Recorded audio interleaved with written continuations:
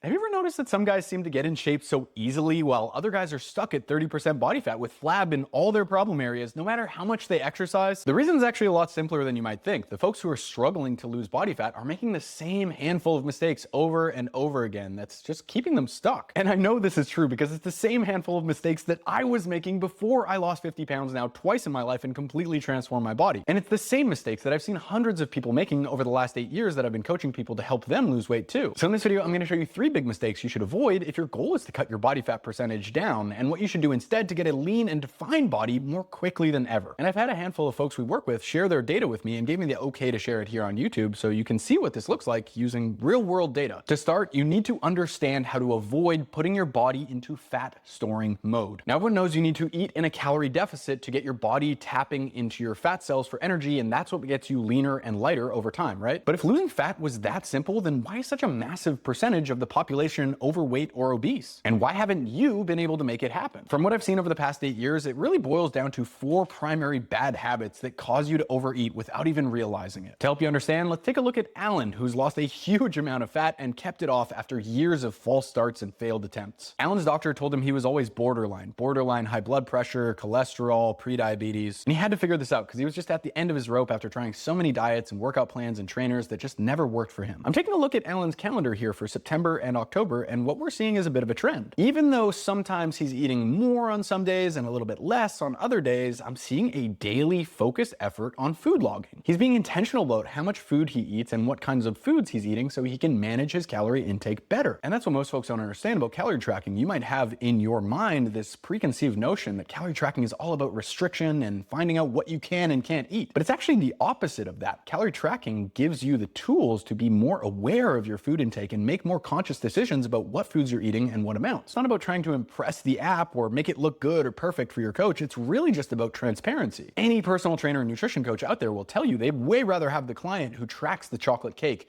the pizza, and the beers and is honest about how much food they're eating and putting all that in the food log instead of the person who says they're eating 2,000 calories per day but not really doing that. And you definitely don't have to track your food in order to lose weight, but if you've tried a bunch of diets before, you've tried working out, nothing seems to be working, this can be a huge unlock for you. I also find that for myself and other folks we work with, it helps reduce the amount of emotional eating that you do because you just have to be a little bit more conscious about when you're actually putting food in your mouth. Okay, cool. Well, I'm gonna log this little snack that I'm having. So that makes eating a little bit less impulsive. And if you do have one day where you go way over your targets, at least you log it, you know where you're at, and you can be like, all right, cool, I'm gonna get right back on track the next day. So fat storing habit number 1 that leads to overeating is tracking nothing. You're just flying through the day, eating different foods in different quantities, but not really having any clear picture of how it's affecting your overall weight loss journey. You might think you're eating healthy by having a bunch of chicken thighs, avocado, nut butters, olive oil, but you're eating way too many calories, and that's why your body is storing fat instead of losing it. It's like going on a bunch of dates and asking the person in front of you if they want to have sex within the first 5 minutes of you meeting them. Like, okay, I get that the intention and the effort is there, it's just we could be going about things a lot smarter here. But hey, I'm sure there's at least one of you out there who's good looking enough to pull that off. For this next one, let's go back to Alan's food logs when he was losing weight instead of just maintaining. What I'm seeing here most days is 3 or 4 solid meals with a good chunk of protein and a good amount of calories. At some points, I had to encourage him to put a little bit more food on his plate so he wasn't just having these tiny little portions and getting super hungry a few hours later, which has been a huge unlock not only for Alan, but other folks we work with and myself too. If you're the type of person who regularly finds yourself getting snacky and having all these little bites of things in between meals, then maybe that's a sign you could be just putting more food on your plate and cutting out snacking entirely. If you don't believe me, try this out. Have 3 meals per day that are 500 calories each, so 1,500 calories, and add 2 snacks in that day that are 300 calories each, so you got 2,100 total calories for the day, versus having 3 meals per day that are 700 calories each, but mostly lean protein, veggies, fruits, starches, and whole grains. I can guarantee you will feel way more satisfied after meals and in between meals with the no snacking approach. I'm not a big fan of these blanket rules or statements, but the no snacking one is one that I've just seen help people time and time again. Not to mention the foods that you eat seated at the table that are on your plate are generally a lot more filling than a snack food like a handful of nuts or chips. Fucking granola bars, man, I'll tell you. The amount of guys I see throwing away 300 calories on a fucking Cliff Bar. Like, bro, you might as well just have a Snickers. You realize you could be having 4 whole apples for the same amount of calories? So the second habit that causes you to overeat is snacking. Try this out for a week. I bet you'll see the scale start moving right away without changing anything. You're only gonna eat when you're seated at the table. No TV, no distractions, no emails, no snacks in between meals. Okay, on to the next one. Now, if we look at Alan's body weight, we can see that his weight loss has kind of leveled leveled off here, and we've been maintaining very nicely. And that's awesome because moving to maintenance means that we're gonna build some great habits for maintaining these losses long term. We're gonna be able to build more muscle, and he's just gonna feel way better. But when Alan was shifting to maintenance, I told him, look, man,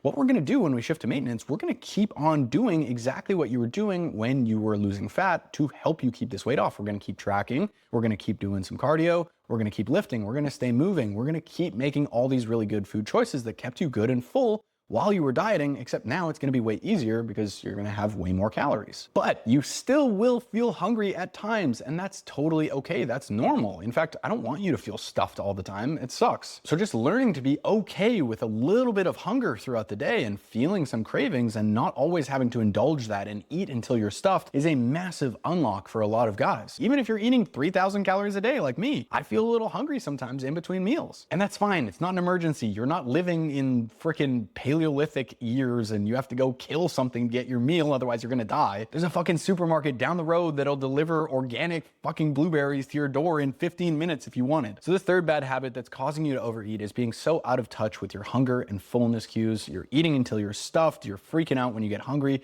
and you're indulging cravings the second you desire them. Just chill, my friend. Take a deep breath, relax. A little bit of hunger is totally normal. It normally dissipates on its own, and especially after a meal, your hunger levels will drop. You're gonna be fine. Now, if we go back to way at the beginning of Alan's weight loss journey when we first started working together, we can see a lot of kind of crazy stuff happening here with his meals. Beef pot roast with rice pilaf on January 4th. The next day, we're having a protein bar, and then we're having some popcorn. The day after that, we're having muscle milk. Looks like just 8 ounces of boiled cauliflower here. Alan was losing some weight at this point, but he also told me that he didn't want to spend a ton of time cooking and meal prepping, and he wasn't really sure if what he was doing was right. And a lot of guys are stuck in that mode where they don't love to cook, so they end up getting something for lunch while they're at the office. They go to Jimmy John's, they go to Subway, they order DoorDash and end up getting some high calorie thing without even realizing it. And even if you eat pretty healthy for the majority of the week, but you have 2 or 3 high calorie restaurant meals that you order in, that can completely erase your weight loss for the week. So what we did is we set Alan up with a simple meal structure that he could just repeat day to day and make it really simple for him to shop, prep, and track all his meals. I was like, look, Alan, most of your plates should look something like this. They should have some protein, they should have some fruits, some veggies, and maybe some starches on the plate too. And if you're struggling to find time and figure out grocery lists and what you should be eating on your meal plan, this, that, and the other thing, let's just simplify things. Find 1 or 2 go-to meals that you like for breakfast, 1 or 2 for lunch, and 1 or 2 for dinner. That way you can just shop for the entire week, prep everything up, and make it really simple to stay on track. And I put a link in the description box for my free simplified meal guide if you need something to follow that'll help you pull the fat off without being super complicated. Okay, now that you know how to avoid overeating and forcing your body to store fat all the time because you're putting so many calories in your food hole, let me show you the second biggest mistake you need to avoid unless you want to spend the next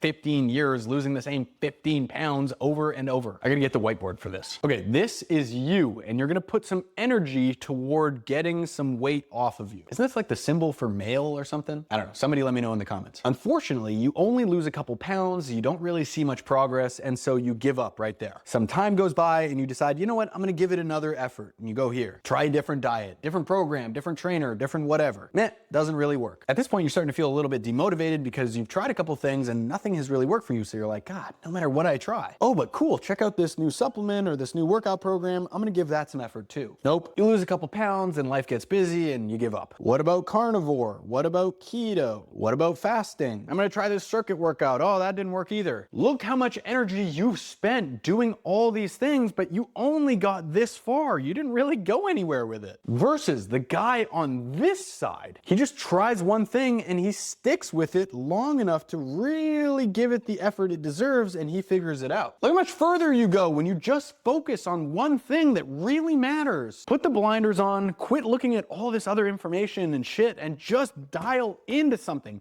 6 months to a year of focused effort on what matters most. That's what it takes. I don't even care if you end up doing keto or carnivore or any of these other stupid diets. If you just did it long enough and kept removing roadblocks one after the next, you'd eventually get to the place you want to go. You think you need to overhaul your plan and start over, but you really just need to get started on one thing and not stop. Now, this next mistake is one that will make it 10 times harder for you to actually stick with your workouts and nutrition targets, or lose the fat you want, no matter how persistent you are. I want you to meet Lawrence. He lost a bunch of weight before and then gained it back, kind of like me. He was struggling to get motivated to do another fat loss push. He found himself doom scrolling after work because he was just so drained and low energy. He just couldn't force himself to get up and make it happen and be disciplined about it consistently. It honestly just all felt like way too much for him, and he was just feeling overwhelmed by all the information online. And I'm sure that's something you've felt too. And it comes time to get your fat loss diet underway, or it's time to do your workout, it almost seems like you know too much. You don't even know where to start, and so you end up doing nothing. Fast forward to now, I think this is about 8 weeks later, he's down a little over 15 pounds. He got the abs he wanted, he's flipping to maintenance to focus on building more size, and he's been consistently hitting the gym and his nutrition goals. So what changed here? For Lawrence, I paired him up with my assistant coach Jay, and she and I built him a custom training plan based around the equipment he has access to,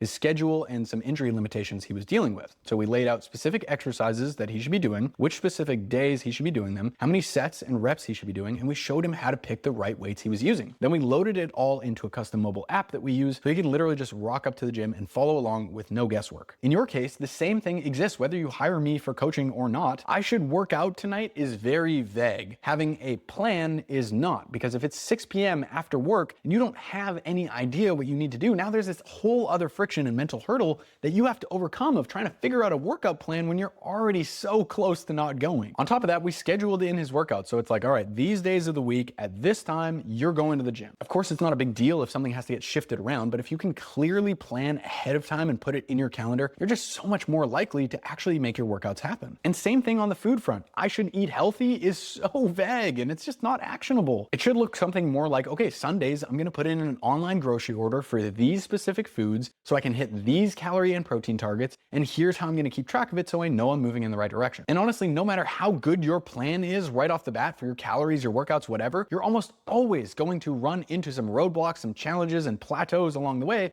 And that's where you adapt the plan if you need to. It's the same thing I do with my coach, same thing Jay does with her coach, and the same thing we do with our clients on the weekly check-ins. So Jay checks in with Lawrence every week and says, hey, how did the week go? Where did you struggle? What went well? What's coming up next week? How can we prepare for that? Then each week, Lawrence gets a personal video review, taking a look at his weigh-in data, his measurements, progress pictures, gym performance, food logs, and we offer encouragement, course corrections, support along the way to make sure he's moving towards his bigger goal. That's how you get just a few percentage points better every single week, and you make it 10 times more likely you will stick to this. Have some structure, have some routine, have some accountability. Whether you do this on your own or you hire a coach, you need to have some kind of ritual where you check in and see how things are going and make any tweaks if you need to. Of course, you can do this for yourself, but I cannot recommend coaching enough. Whether you hire me or you hire someone else for it, awesome. Because if I could just point to one thing that had the single biggest impact on where I'm at with my body and how good I feel about things right now, it would 100% be coaching,